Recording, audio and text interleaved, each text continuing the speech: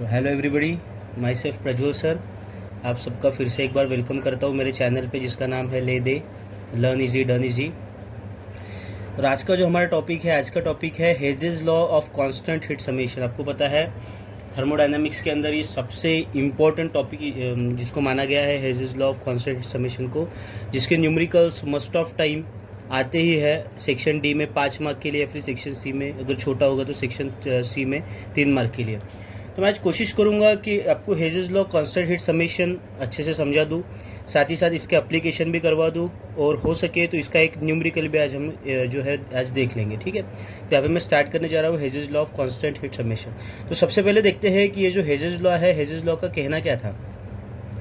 Hedges law ने बहुत एक सिंपल सी बात कही थी। हेजेस लॉ को बोलना यही था कि अगर मान के चलो कोई भी एक रिएक्शन होती है ना, तो वो रिएक्शन चाहे डायरेक्टली हो या फिर इनडायरेक्टली हो। सिंपल सी अगर लैंग्वेज में कहा जाए तो कोई अगर रिएक्शन एक स्टेप में हो या फिर मल्टीपल स्टेप में हो, ठीक है, तो दोनों केस में वो रिएक्शन का जो रिएक्शन को लगने वाली जो एनर्जी है या फिर एंथैल्पी है, वो एंथैल्पी सेम रहेगी। ठीक है, तो इसकी एक सिंपल से अपन डेफिनेशन बना देते हैं हेजेस लॉ की। एज पर हेजेस लॉ और according to Hess's law, the reaction which takes place directly और indirectly but their delta H और their change in enthalpy is remain same। ठीक है, यहाँ पे मैं एक लिख लेता हूँ, इसके दो डेफिनेशंस या फिर दो स्टेटमेंट जो हेजेस लॉ के मैं यहाँ पे आपको लिख के बता देता हूँ। बाद में इसका जो एक एग्जांपल है वो एग्जांपल थ्रू फिर से आपको एक बार समझा दूंगा। ठीक है, हेजेस लॉ का कहना था रिएक्शन टेक्स प्लेस डायरेक्टली और indirectly, but their delta H यानी चेंज इन एंथैल्पी इसको बोल सकते हैं अपन, या फिर हाँ चेंज इन एंथैल्पी या फिर एनर्जी बोल सकते हैं। तो but their delta H is remain same, ये हो गया एक स्टेटमेंट। इसके अलावा और एक स्टेटमेंट लिख सकते हैं अपन, the reaction takes place in a one step or multiple step,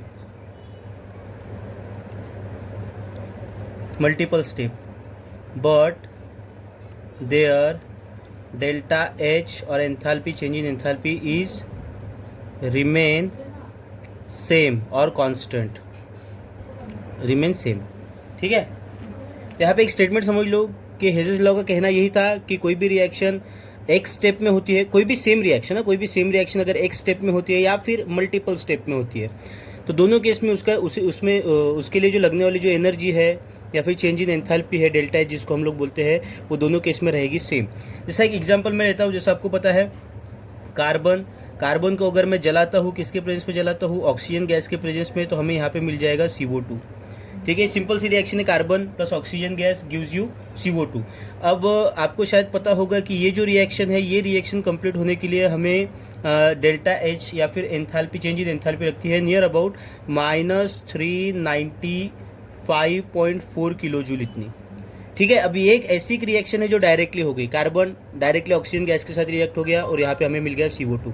अभी यही रिएक्शन हम देखेंगे थोड़ा इनडायरेक्टली, या फिर मान के चलिए कि ये एक ऐसी रिएक्शन थी जो एक स्टेप में हुई या फिर डायरेक्टली हुई। ठीक है, अब यही रिएक्शन हम देखेंगे इनडायरेक्टली वे, ठीक है, या फिर मल्टीपल स्टेप में। चलो यहाँ पे देख लेते हैं, मान के चलो कार्बन यहाँ पे पहले कार्बन में मान के चलो मैं ऐड कर रहा हूँ एक मॉलिक्यूल ऑक्सीजन गैस का, जिसको मैं हाफ ऑफ O2 लिख रहा हूँ। तो अगर मैं कार्बन के साथ एक मॉलिक्यूल ऑक्सीजन का यहाँ पे अगर ऐड कर रहा हूँ, तो हमें यहाँ पे कार्बन डाइऑक्साइड तो मिलने से रहा, हमें यहाँ पे मिलेगा कार्बन मोनोऑक्साइड, बराबर है। बाद में कार्बन मोनोऑक्साइड में फिर से एक मॉलिक्यूल में ऐड कर लूँगा क्या का, ऑक्सीजन गैस का। तो जब कार्बन मोनोऑक्साइड गैस में अगर ऑक्सीजन का एक मॉलिक्यूल मॉलिक्यूल ऐड कर लूँगा गैस का, तो बाद में हमें मिलेगा यहाँ पे CO2 गैस। ठीक है, तो हमने एक ऐसी रिएक्शन देख ली कि यही जो कार्बन डाइऑक्साइड एक रिएक्शन में डायरेक्टली फॉर्म हो रहा है, तो वही दूसरी जगह वो इनडायरेक्टली फॉर्म हो रहा है। पहले कार्बन में एक ऑक्सीजन डाला, कार्बन मोनोऑक्साइड बन गया, बाद में कार्बन मोनोऑक्साइड में फिर से एक ऑक्सीजन डाला, कार्बन डाइऑक्साइड बन गया। ठीक है, या फिर इसको बोल सकते हैं एक रिएक्शन ऐसी है जो एक स्टेप में हो रही है, और वही रिएक्शन वही CO2 फॉर्म करने के लिए हमें यहाँ पे 2 स्टेप रिएक्शन के करने पड़ रहे हैं ना। तो हेजेस लॉ का यही बोलना था कि रिएक्शन डायरेक्टली हो चाहे इनडायरेक्टली हो, ठीक है, दोनों केस में उसको लगने वाली जो एनर्जी है या फिर जो चेंज इन एंथैल्पी है वो सेम रहेगी। अब कैसा तो देख लेते हैं। जैसा मैंने बताया, कार्बन से कार्बन मोनोऑक्साइड हमें फॉर्म करने के लिए एंथैल्पी जो लगेगी, जिसको मैं डेल्टा H1 लिख लेता हूँ, ठीक है। कार्बन से कार्बन मोनोऑक्साइड फॉर्म करने के लिए हमें जो यहाँ पे एंथैल्पी जो लग रही है वो लग रही है नियर अबाउट -111 किलो जूल इतनी, ठीक है। बाद में क्या हो रहा है कि कार्बन से कार्बन मोनोऑक्साइड इतने एनर्जी में कार्बन मोनोऑक्साइड फॉर्म हो रहा है, लेकिन कार्बन मोनोऑक्साइड में हमने फिर से एक मॉलिक्यूल ऑक्सीजन का ऐड कर लिया, और फिर से एक मॉलिक्यूल ऑक्सीजन का ऐड होने के बाद हमें बाद में मिल रहा है कार्बन डाइऑक्साइड। तो वही यहाँ पे कार्बन मोनोऑक्साइड से कार्बन डाइऑक्साइड फॉर्म करने के लिए जो एनर्जी लग रही है, जिसको मैं दूसरी रिएक्शन है, सेकेंड स्टेप है, तो इसको मैं डेल्टा H2 से इसको डिनोट कर लूँगा, ठीक है। तो ये केस में मुझे जो एनर्जी लग रही है वो लग रही है -284 284.4 किलो जूल इतनी एनर्जी लग रही है मुझे कार्बन मोनोऑक्साइड से कार्बन डाइऑक्साइड फॉर्म करने के लिए। अब क्या हुआ था कि कार्बन, और जो मैं एक स्टेप में जो रिएक्शन लिया था, carbon plus oxygen gas gives you CO2, उसके लिए एनर्जी कितनी लग रही थी मुझे, जिससे मैंने डिनोट किया था डेल्टा H से, ठीक है। एनर्जी लग रही थी कितनी मुझे, -395.4, ठीक है। बाद में मैंने वही रिएक्शन किया था इनडायरेक्टली, ठीक है। इनडायरेक्टली में क्या किया था मैंने, सबसे पहले डेल्टा H1 कार्बन से कार्बन मोनोऑक्साइड फॉर्म किया था, बाद में कार्बन मोनोऑक्साइड से कार्बन डाइऑक्साइड फॉर्म किया था, जिसे मैंने डिनोट किया था डेल्टा H2 से।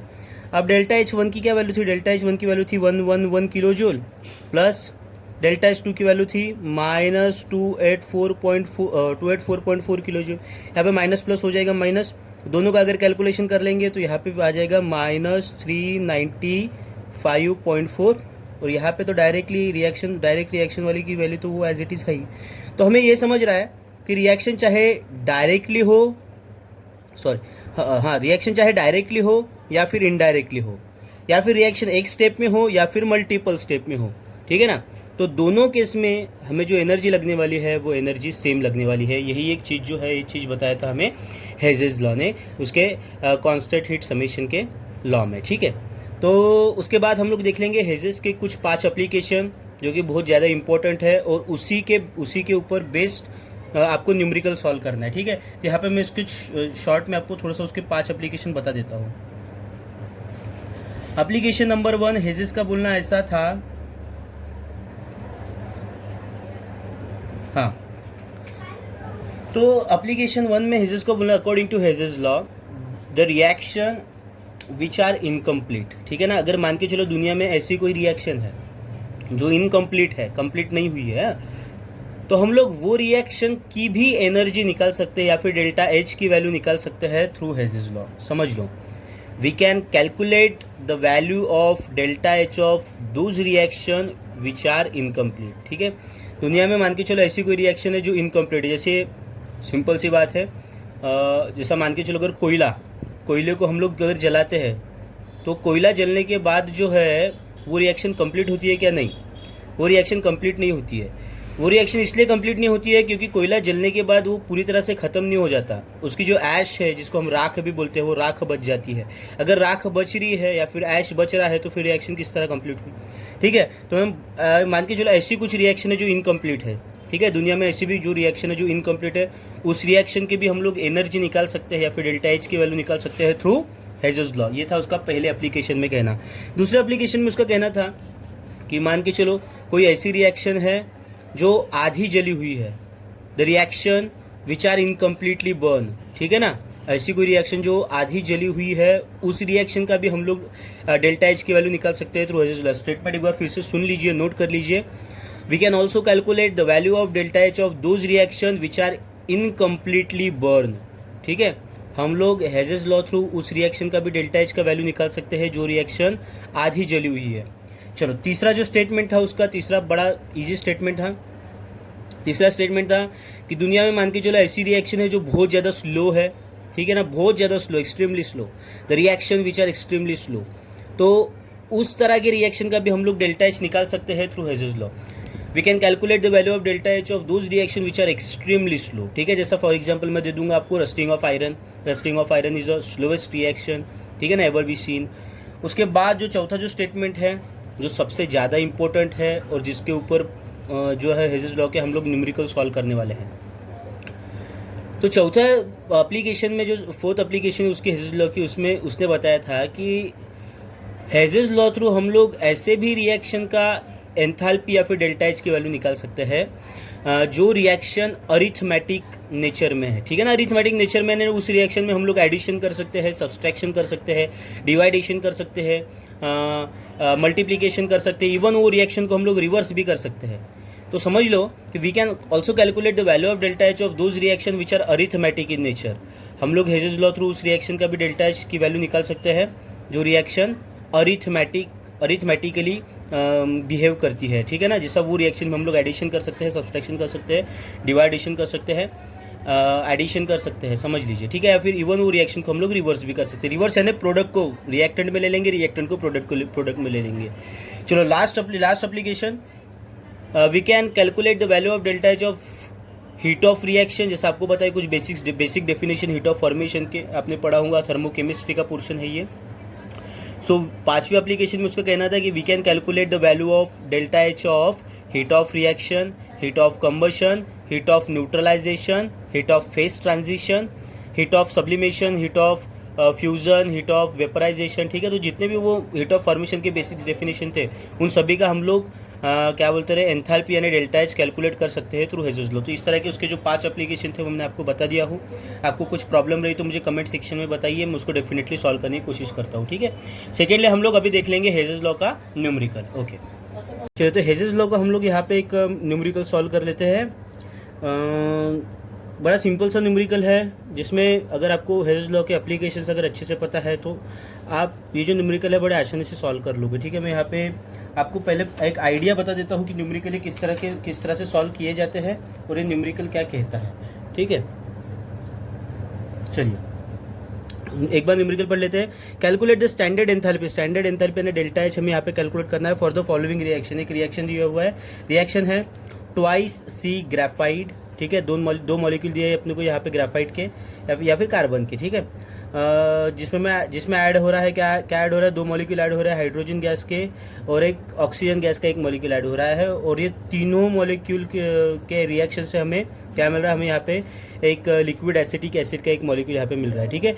तो हमें सिंपल सी एक चीज़ निकालना है कि ये जो रिएक्शन है ये रिएक्शन कंप्लीट होने के लिए कितनी एनर्जी लगी या फिर कितनी जो रिएक्शन है रिएक्शन की टोटल जो चेंज इन एंथैल्पी है वो एंथैल्पी कितनी लगी है, ये हमें यहाँ पे डेल्टा एच डिग्री जो हमें यहाँ पे रिएक्शन के लिए कैलकुलेट करना है, ठीक है। तो ये रिएक्शन की एनर्जी कैलकुलेट करने के लिए हमें यहाँ पे हिंट के तौर पे, मैं उसको हिंट ही कहूँगा, तो हिंट के तौर पे हमें यहाँ पे तीन रिएक्शन दिए हुए हैं, ठीक है। ये 3 रिएक्शन की मदद से हमें सबसे पहले ये रिएक्शन बनाना है और जैसे जैसे हम लोग ये रिएक्शन बनाते जाएंगे, ठीक है, वैसे वैसे हमें जो है इसकी डेल्टा एच की वैल्यू मिलती जाएगी।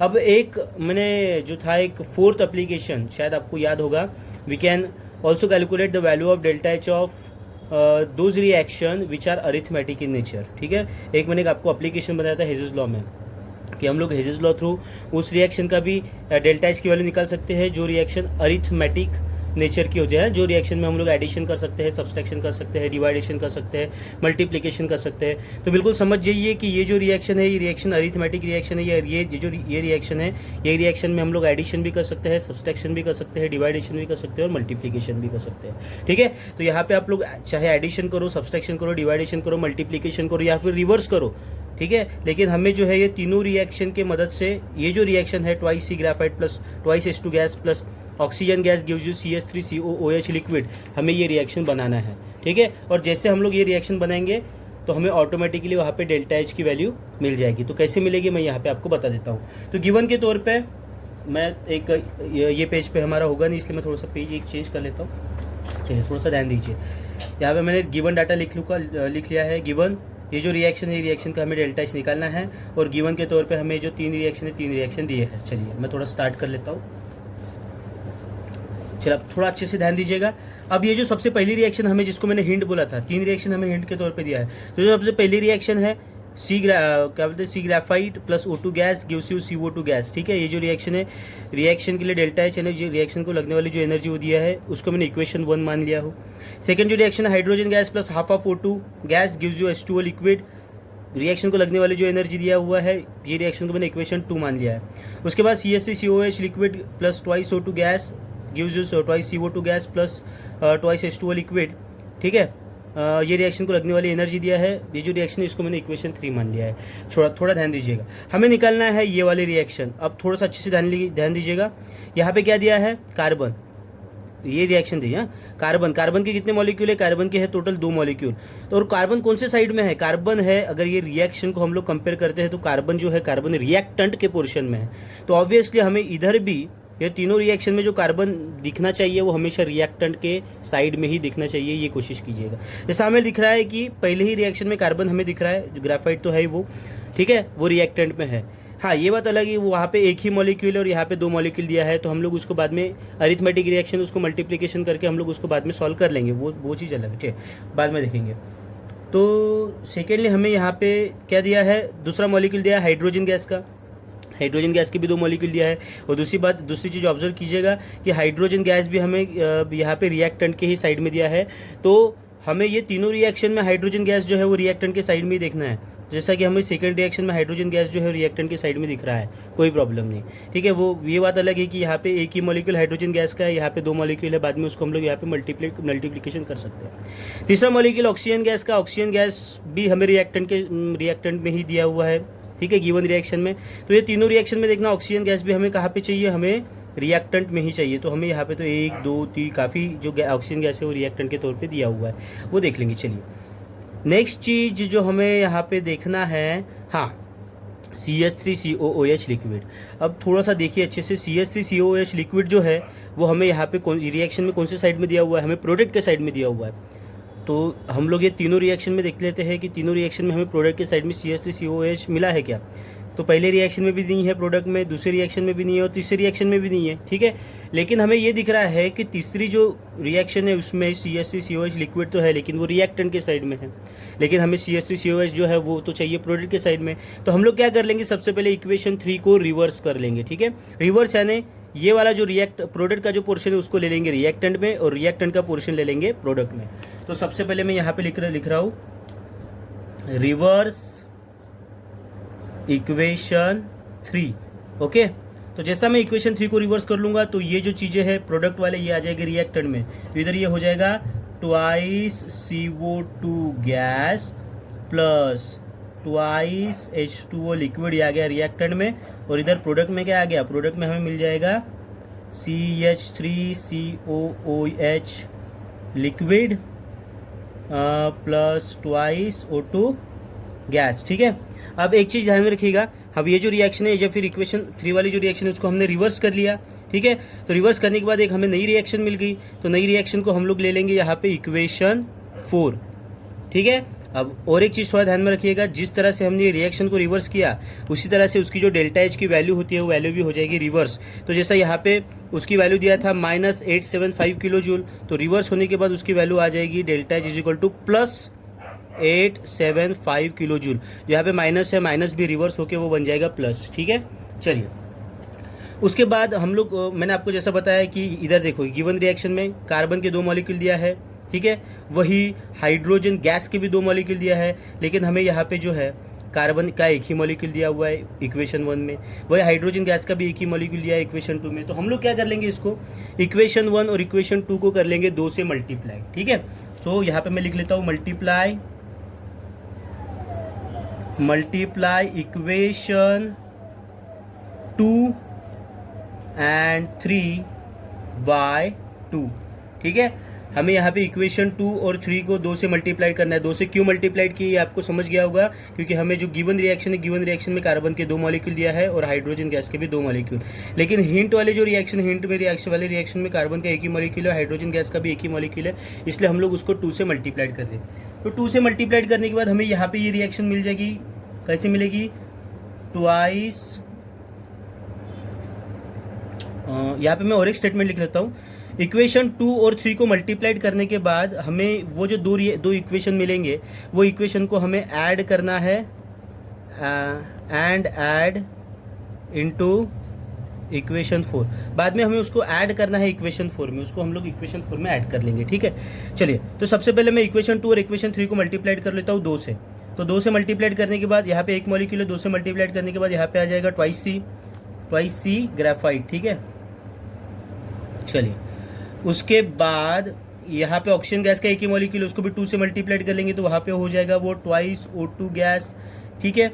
CO2 का एक ही मॉलिक्यूल है, लेकिन 2 से मल्टीप्लाइड करने के बाद वहाँ पे वो हो जाएगा, क्या हो जाएगा, ट्वाइस CO2 गैस, ठीक है। तो जिस तरह से हमने इसके क्या बोलते हैं, इसकी ये जो रिएक्शन इक्वेशन 3 की रिएक्शन को हमने 2 से मल्टीप्लाइड किया, तो उसकी जो डेल्टा H की वैल्यू है, कौन सी, ये वैल्यू, तो वो वैल्यू को भी हमको 2 से मल्टीप्लाइड करना पड़ेगा। तो यहाँ पे डेल्टा H की वैल्यू 2 को 2 से मल्टीप्लाइड करने के बाद हमें यहाँ पे मिलेगी -786.6 किलो जूल। तो ये जो नई रिएक्शन बन गई है, ये नई रिएक्शन को हम लोग दे देंगे इक्वेशन 5, ठीक है। चलिए, इक्वेशन 5। उसके बाद हमें जो इक्वेशन 3 है, इक्वेशन 3 को भी हमें क्या करना है, 2 से, सॉरी इक्वेशन 3 नहीं, इक्वेशन 2, सॉरी यार, इक्वेशन 1 और इक्वेशन 2 था यार। इक्वेशन 1 को हमने सबसे पहले 2 से मल्टीप्लाइड कर लिया। अब इक्वेशन 2 जो है, इक्वेशन 2 को भी मैं 2 से मल्टीप्लाइड कर लेता हूँ। इक्वेशन 2 को मल्टीप्लाइड करने के बाद यहाँ पे क्या हो जाएगा, हाइड्रोजन गैस का एक ही मॉलिक्यूल है, वो हो जाएगा 2 मॉलिक्यूल, तो यहाँ पे बन जाएगा ट्वाइस H2 गैस। चलिए, हाफ ऑफ O2 यानी हो जाता है सिंगल मॉलिक्यूल ऑक्सीजन, तो यहाँ पे वो हो जाएगा सिर्फ O2 गैस।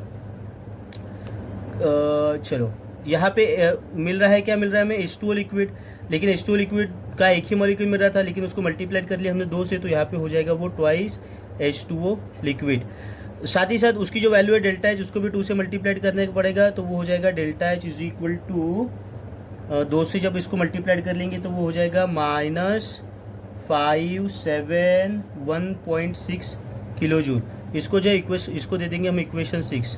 अब क्या करना है हमें, ये जो दो मल्टीप्लाइड करने के बाद हमें दोनों इक्वेशन को ऐड करना है, किस में ऐड करना है, इक्वेशन 4 में। तो यहाँ पे मैं इक्वेशन 4 भी लिख लेता हूँ ताकि हम लोग उसमें डायरेक्टली ऐड कर सके, ठीक है। तो इक्वेशन 4 है twice CO2 gas plus twice H2O liquid convert into CH3COOH liquid plus twice O2 gas, ठीक है। साथ ही साथ इसकी डेल्टा H की वैल्यू थी, देखिए इसकी डेल्टा H की वैल्यू क्या निकाले थे हमने रिवर्स होने के बाद, 875 किलो जूल। अब हमें क्या करना है, इक्वेशन 5, इक्वेशन 6 और ये तो था इक्वेशन 4, ये तीनों रिएक्शन का करना है एडिशन।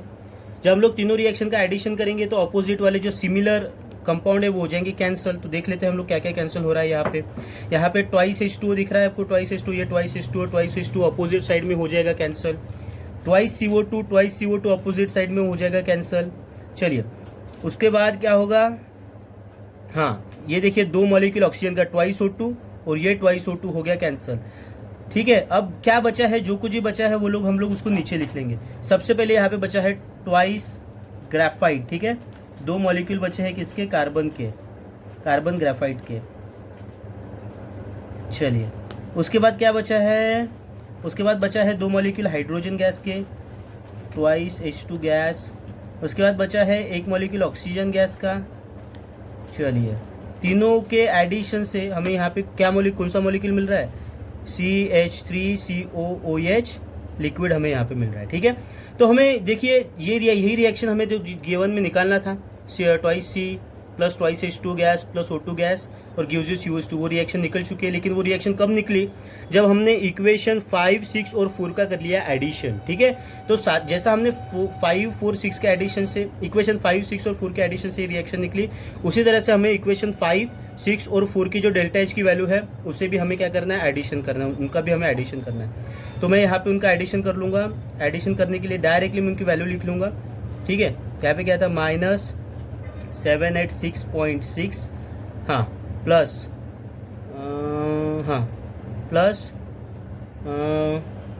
-571.6 प्लस लास्ट वाला 875, ठीक है।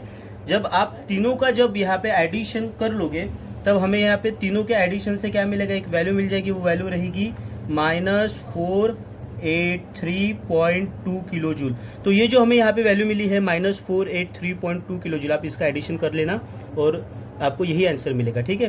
तो ये जो हमें यहाँ पे जो वैल्यू मिली वो क्या है, वो है delta H for that reaction, ठीक है। वो है चेंज इन एंथैल्पी, वो किसके लिए, ये जो रिएक्शन हमें गिवन में दी हुई है उसके लिए वो है चेंज इन एंथैल्पी जो हम लोग निकाल लिए है, ठीक है। लास्ट में एक याद से स्टेटमेंट भी लिख लेना, क्या बोलते हैं, the change in enthalpy for given reaction is -483.2 kilo joule, ठीक है। इसे छोटा सा एक स्टेटमेंट आप एंड में लिख सकते हो, ठीक है। ठीक है, तो यहाँ पे मैंने एक न्यूमेरिकल यहाँ पे आपको सॉल्व करके बता दिया है। कुछ न्यूमेरिकल्स मैं आपको वर्क के लिए दे रहा हूँ, ठीक है। उसका आप स्क्रीनशॉट निकाल के देख लीजिएगा और उसको सॉल्व करके देखिए। कुछ आपकी क्वेरीज रही, कुछ प्रॉब्लम रहा तो मुझे कमेंट सेक्शन में बता दिए, ठीक है। चलिए, तो यहाँ पे कुछ प्रॉब्लम्स मैंने लिखा हूँ, 3 प्रॉब्लम है। ये 3 प्रॉब्लम आप सॉल्व करके देखिए। इसमें कुछ भी प्रॉब्लम अगर आता है तो मुझे कमेंट सेक्शन में बताइए, मैं डेफिनेटली उसको आपको सॉल्व करके करने की कोशिश करूँगा उसको, ठीक है।